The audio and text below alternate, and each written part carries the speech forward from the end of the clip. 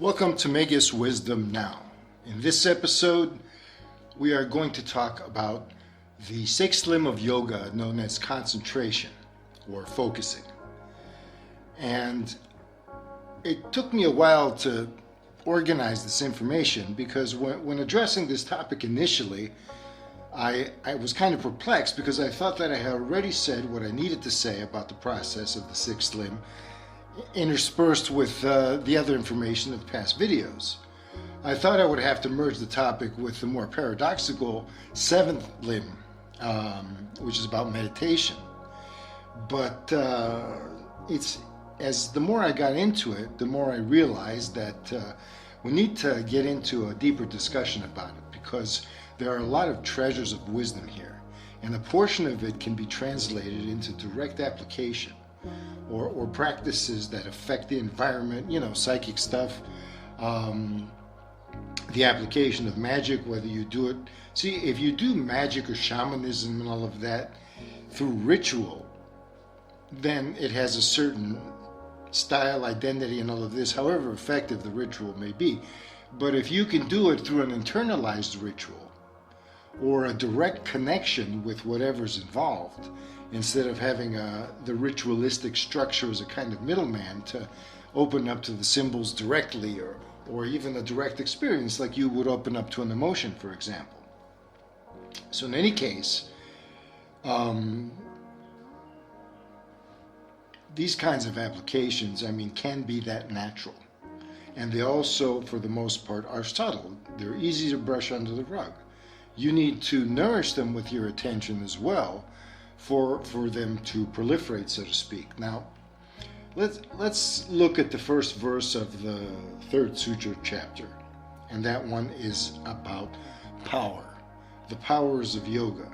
And within these powers of yoga, the author includes the sixth, seventh, and eighth limbs, which are then bundled together into a single practice, which is the practice you do in order to awaken abilities and powers. And when you focus that practice correctly, then you transform the essence of yourself. Or essentially, you purify it from its own internalized friction, fragmentation, and imprintings of suffering without throwing out everything. You literally reform your existence at the level of consciousness that then trickles through everything else. So we're dealing with a concept, as we said last time, known as dharana in Sanskrit. That's a DH sound. Now, dhara is a verb meaning to support, hold, or contain. Dharana is the practice or process of holding something in place or supporting it or containing it. The common conception behind these translations is that of a surrounding something so that it doesn't move. Surrounding something so that it doesn't move. This is the theme here. Basically, we're creating a boundary between us and something else, and within that boundary, that something then is kept stable.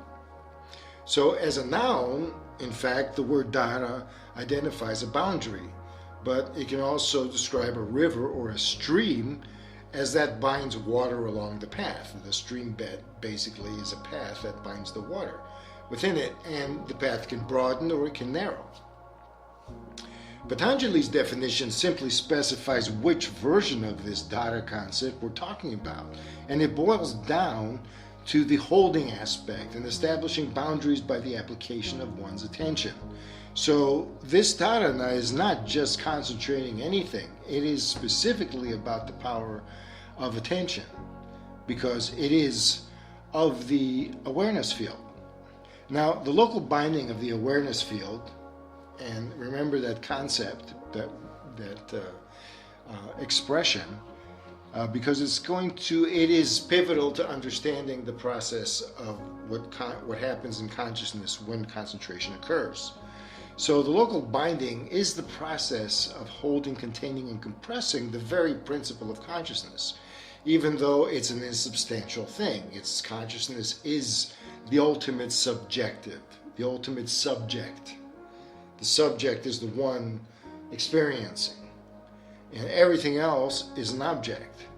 So this is the ultimate subject coming down to a point and then becoming everything else. So we're not just focusing mental attention in a psychological manner, in other words. So holding or containing mental concentration is always done with consciousness in the form of deliberate attention. It is how concentration, which is the focus of attention, how concentration normally works. So we use consciousness to hold an impression. Memory is like that. Now, this impression is also made of consciousness. So consciousness is the medium that builds impressions or replicates impressions or conforms itself to a certain shape that then defines its action. So it's a formation of awareness, and that's what concentrating contains or holds in place. What concentrates is the awareness. What holds something is the awareness. Whatever is held is also the awareness, So all of them are the same essence, but they play different roles, and that differentiates them. So the point is, though, that the way I interpret the sutra verse is that we are not binding or bounding anything.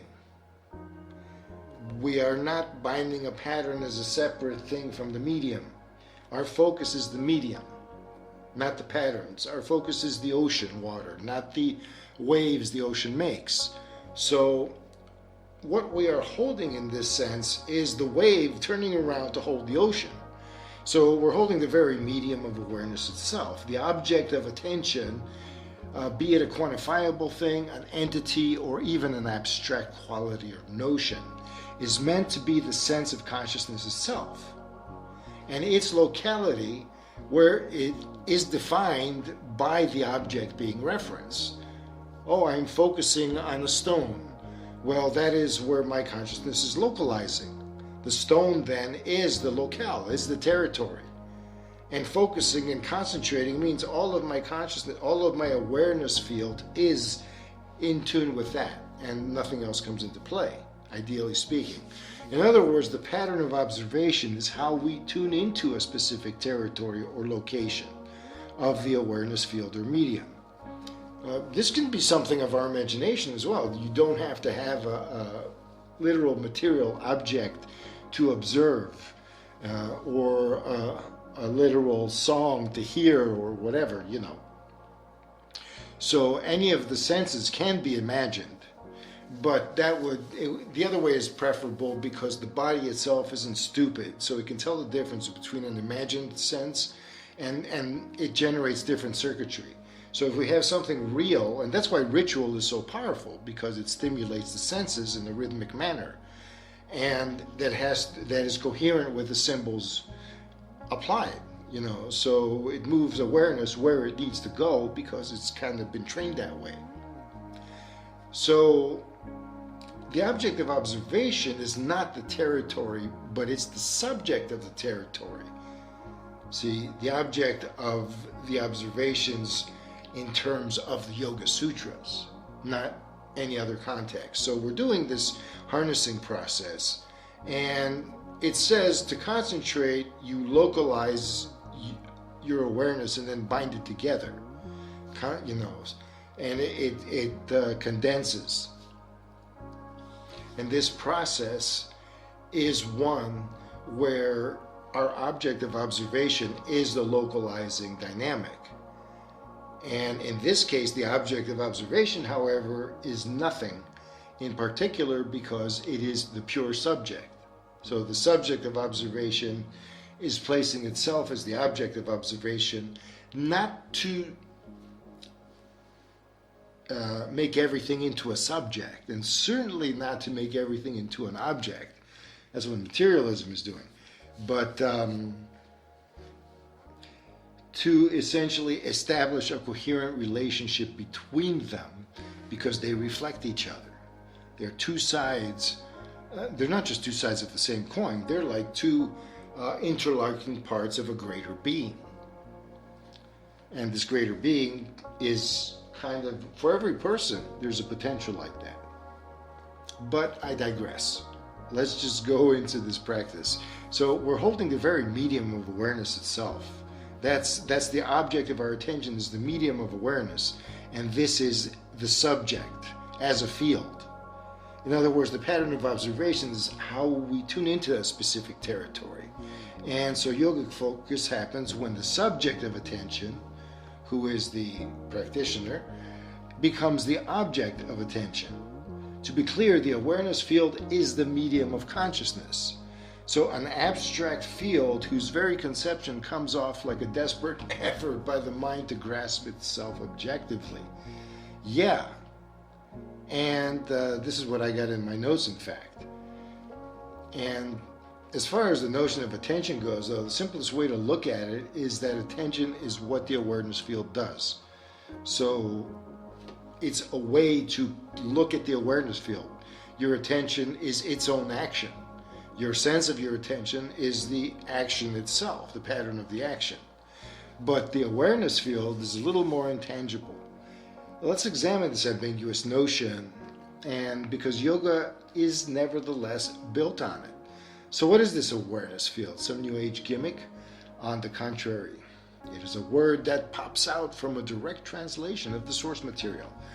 The Sanskrit term is chitta. This can be split into two parts.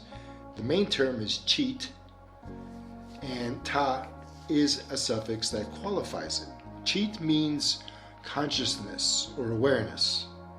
The suffix ta expresses the noun, this consciousness notion, as an abstraction. We can take another example here and say, okay, in English we have the word equality. So a grammar of Sanskrit would use this and say, okay, referencing the Sanskrit equivalents, equanimity is the abstraction of equality. So I would say, well, equality occurs between two references. One is equal to the other. Equanimity is an all-permeating state of equalization. It can be a state of being or a state of communal being, but it's definitely a more abstract term. So let's take it back to consciousness as an expression of beings. Then chit means being conscious. It means, what is this expression? If chit is the wave, which is, if you have a completely calm sea with no waves, it may seem like it's not even there. It has to move or energize to be detected.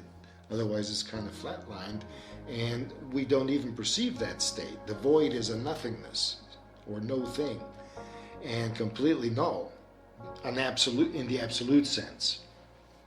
So that is also how the void is one of infinite potential. So we are dealing with the medium of the effect that we observe. Chit is something, it's consciousness, but consciousness has its own reality, as it were. It is real. It may not be objective, but we all know we're conscious, so that has a reality and is a reality. And what is the essence of this reality? What makes it what it is? That is chitta. So it's meant to be felt or sensed in some way, but the mind can give it a tangible likeness to associating it with spatial presence, and that's why I say awareness field. So at the same time, chit is not just my awareness.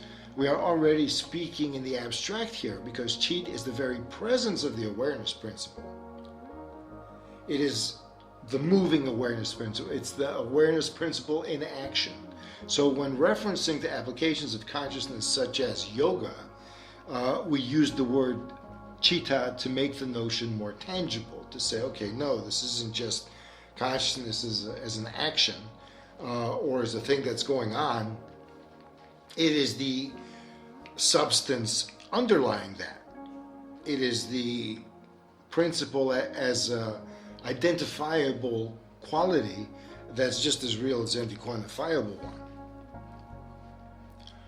So the suffix is meant to kind of generalize it, make it more abstract, and then we can say, okay, we're speaking of the very principle out of which consciousness emerges. So to put things in perspective, the chitta is also thought to be part of a hypothetical inner organ of consciousness that is also made of mind, intellect, and the self-referencing of identity. So this organ is known as the antakarana, and literally the word means the inner operator or organ, and it is essentially, you might call it a mind with a capital M, and then the perceiving mind and the intellect separate from it, and then the sense of me, of I, as a separate thing, and then you have the chitta itself, the field that's also, of beingness. And this presence is a thing. It's as perceivable as the intellect or the sensory mind. So the chitta is the field that is both the context and mobilizer of this operator, of this inner organ. It's also the link between the inner world and the outer world. That's what this bridging organ is. Thus, subject awareness is able to relate to objects through the complex of four awareness operators. Okay, let's call them those. In Sanskrit, the words I just mentioned, the mind, intellect, etc., these are chitta, which is the awareness field, manas, which is the perceiving mind, buddhi, which is the mind that comes to conclusions and interprets and makes choices, and ahamkara, which is the action of the first person pronoun upon identity, the sense of identifying within with a construct of self-reference, because that's all this is. It's the mind basically having a permanent loop of self-reference as a kind of internal structure that goes with the body. So manas is the perceiving and responding mind, expressing as mental will, and buddhi is the intellect that formulates, interprets, and makes decisions. Ahamkara is the mental structure of identity and self-reference. It's literally the I dynamic, the operation of the first person pronoun as a mental structure. It references consciousness as a distinct source of being, separate from its environment. So it's not reality, but it is the organization and organizer of reality in a certain sense. Upon the fulfillment of inner cultivation, for example, the practitioner experiences these factors of the inner organ, the mind, intellect, and the self-referencing ego. They either dissolve or they're fundamentally understood so they can still be applied in real life, as it were, but being fully aware that these are adaptations and they're not essential. This isn't who you are, so to speak. Who you are is a fundamental individuality, but its proportions are far greater. And these adaptations are not to be confused with that greater individuality. So we can liken these kind of personas that we take as our individuality, but it's really the ego, which is a contrived version and a programmed one. So they're like garments of a given fashion statement one chooses, or you're driven to choose it to survive or otherwise deal with suffering in some way. So these garments can be discarded or worn consciously to sanctify the bridging organ. And the bridging organ itself is of the exclusive nature of chitta. These three qualities dissolve and the awareness field remains. It's not all an illusion. However, we are riddled with impermanent structures that we don't need to discard, but we can't perfect them and lead them to their greatest potential and health unless we kind of embody them, and own them.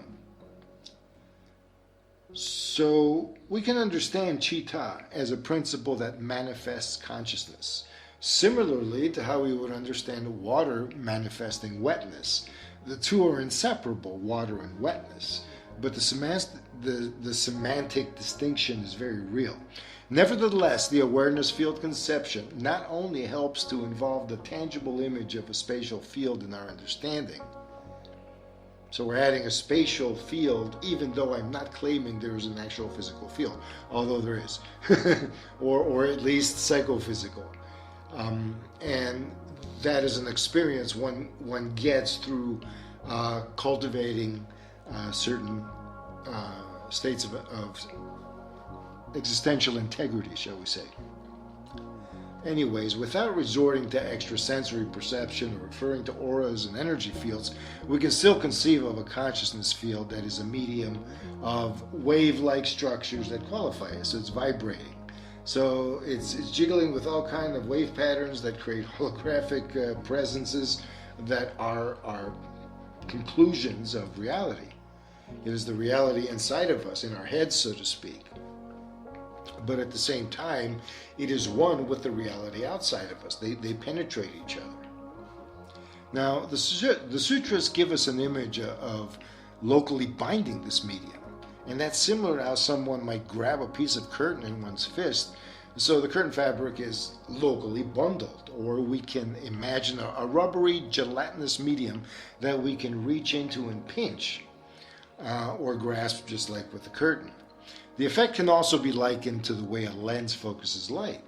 The light in the metaphor is any pattern or vibration going through the field.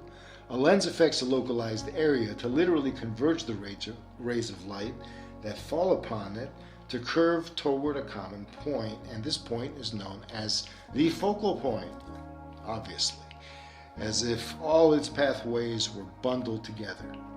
So I'm helping to create an image because concentration is an act of awareness, of consciousness, regardless of the physiological whatever's involved in it, but it is an act of consciousness, and attention is an act of consciousness. So placing attention in a certain way, in a certain concentric way, so we can contract our perception capacity to a point of whatever and it doesn't have to be like a geometric point. This isn't to just be confused with a physical analogy. You can be looking at a quality like strength and wanting to distill the fundamental essence. You subject it to the alchemical flame of your penetrating consciousness, and slowly it decomposes it down to its fundamental parts, and you're able to see the truth of what this quality like strength is. And it is usually, when things happen like that, it's perceived as a luminous experience, because everything lights up, because you've touched the fundamental truth, and that affects the field of consciousness. So a lens, like I said, literally converges rays of light that are parallel, and when they fall upon it, they alter their path. And this focal point is of such intensity, whereas light just illuminates and reveals, but this focal point reveals a different characteristic of light, which is when intense enough, it can burn. And burning is a metaphor for transformation. So it can dissolve patterns, it can alter waves, it induces a kind of shaking loose effect. And when this happens, it can lead to purification, or it can lead to greater trauma. That's why it's not something we should or even could do mechanically, unless those people if somebody endures a spiritual crisis, for example, then things are kind of off kilter, and you have to correct the problem before you can even resume any kind of cultivation effect. But I digress. Locality is important because it's our anchor point. Okay, so location and localization are the means through which the intangible subject awareness identifies itself in relation to an open-ended background as a contained formation. So the local is the object of attention itself. This whole locale is the object of attention. That's what I meant to say. So when you're focusing or concentrating, you do have something that acts as an intermediary between consciousness and the one who's perceiving it. Because otherwise one gets blended with the other and you lose your frame of reference and the mind starts daydreaming.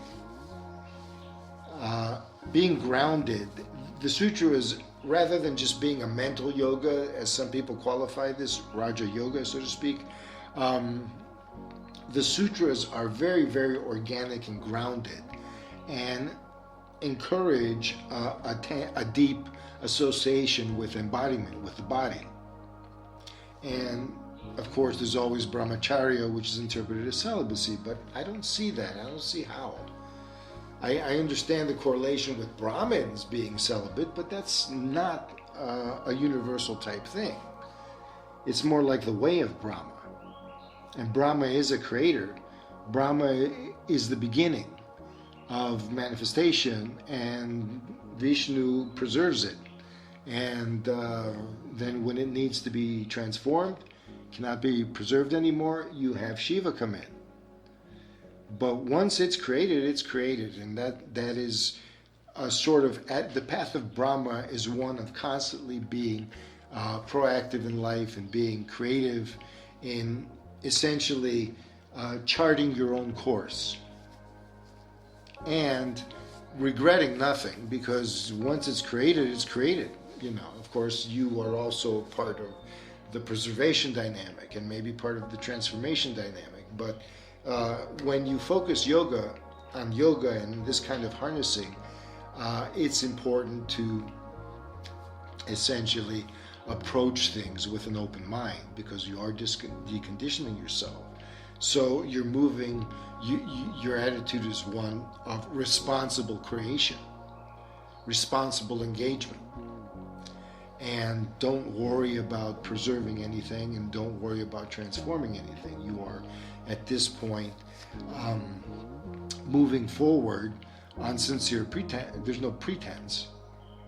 So it encourages not having pretense either. In any case, in the previous installments, we talked about pratyahara, and the receptive faculties of this are the indriyas, and this is the fifth limb of yoga itself. So it tells you where to focus. Focus on the indriyas, the faculties of Indra, and Indra is the god of mental consciousness. It isn't highest consciousness, it is the higher mind. And you give Indra the soma, and he opens up. And Indra is of the 1,000 eyes and the golden arms, and so this is the consciousness of one's identity. Mental consciousness is considered the ruler in this mythology, the golden one, but it isn't the absolute, as I said. So maybe that's why Indra's divine status seems to have waned after the Vedic Bronze Age. Anyways, check out the 3-part series on Pratyahara for more information, and links are in the description. Suffice it to say, the easiest faculties for our attention are the 4 senses: sight, hearing, smell, and taste. Touch is too global for this process, spanning the extent of human skin, if one doesn't consider the body and motion awareness. Proprioception and kinesthesia. This is not to disparage other targets of concentration. I mean, you can focus on anything. It's not an issue. But in this yoga, it's showing you indirectly that, well, any object you can focus on is just an object, and you don't go anywhere because you're not going deeper. Because right now, if you really want to penetrate more deeply, the only object has to be you, the subject. And the subject has a field of awareness around it, you might say, that connects it to its environment. And this field of awareness is where the intellect manifests. It's where all our perceptions manifest and our conclusions. It's where cognitive abilities manifest, and especially it's where our whole understanding of ourselves as a distinct entity. That's where that comes in. But when you decondition yourself, you can come out the other end a loving, wonderful individual with superpowers, but you don't need the self-reference. It doesn't matter. You'll find, you do it out of convenience to communicate with people, but it really doesn't matter. And the intellect and mind are amorphous. They don't even call themselves that. So the brain works in a different way. Certain barriers have been kind of transcended, so it needs time to learn these new waves of approach. But all of these, when you connect to your senses and where the sense leads, you are actually connecting with an organic process that happens all the time of you doing the sense. I'm seeing, I'm hearing. And instead of following the stimulus, you focus where the stimulus turns into an electrochemical or electromagnetic wave, basically. And that's where the sensory nerve meets the sense receptors. And that interplay is where sense consciousness can actually be tuned into as an energy. And as that happens, you move into meditation, and I'll explain how in the next installment. So I was going to get into explanations of focusing on hearing and how to essentially be able to focus without tension. And there's a specific way using the time vector instead of the space one, because your attention naturally needs to wander. It's almost like an evolutionary thing. So your attention if it can't wander, it turns into a caged animal, and it's almost like a struggle, and you're defeating yourself because that dampens your awareness. Instead, you give your attention a direction in which to wander. So you do this by looping the sense of the new moment as an unexpected, always pleasant surprise of renewal. And I'm not talking about what's going on, I'm talking about the sense of the next moment as a complete, here's a new set of opportunities. Maybe it's got all kinds of other baggage, but at the same time, its essence is one of opportunity. And tuning into that kind of renews your interest on a very deep level. And so you're looking through into the next moment, and you're staying present, and at the same time your awareness doesn't hold you back. But that's a very subtle set of sensations here.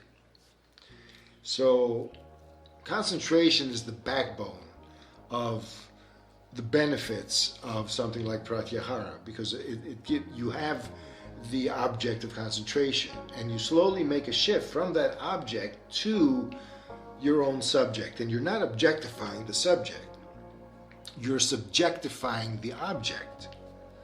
The world is all part of you, and that's not a selfish or egocentric notion, but these are frames of awareness that lead you into that perception in the same way that your normal waking state perceives objects and can manipulate them.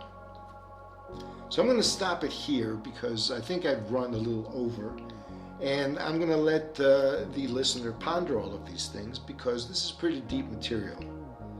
I may have to repeat some things in the next one, and I am repeating myself here because the fundamental ideas, once you get them, even through familiarity, you end up having a kind of intuitive sense that's visceral. So it becomes part of you. It's like, oh yeah, that makes sense, and I'm cool with it. Even if there's no complete rational explanation or scientific theory to prove it, or experiments, blah, blah, blah. Even if there's none of that, deep down you kind of, shall we say, resonate with it. So this kind of awareness can move you into a very grounded state, and that is necessary to avoid something like spiritual crisis, or even daily stress, or even long-term stress, and to be able to question the world in a constructive manner. Now, we will continue. I've only covered like half the material that I wanted to cover, so apparently it is a lot. And look, check out the previous videos on pratyahara if this is confusing, or even go further back in the Mega's Wisdom Now yoga series.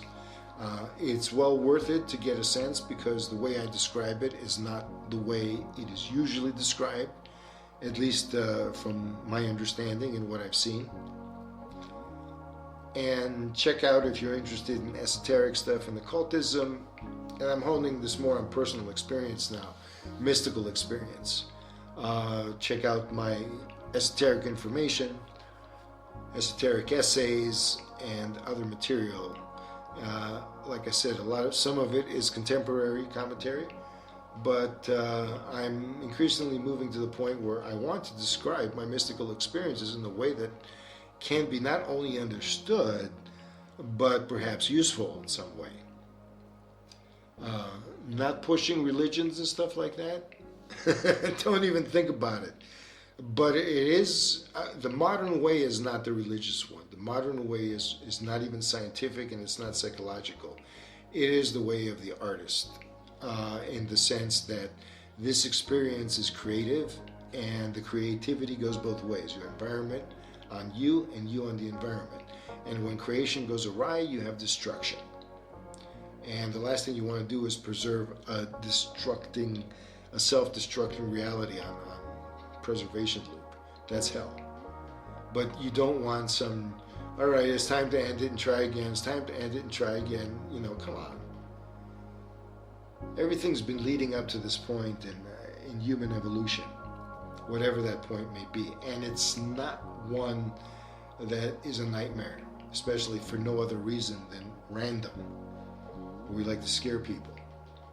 So anyways, and this isn't even a new agey, coddling type zone. This is basically, well, what's empowering, what is healthy, what is making you sane, and what makes you insane.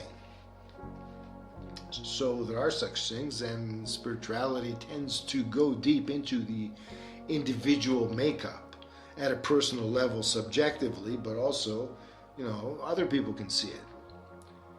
And society at this point is not quite friendly to the transformation process.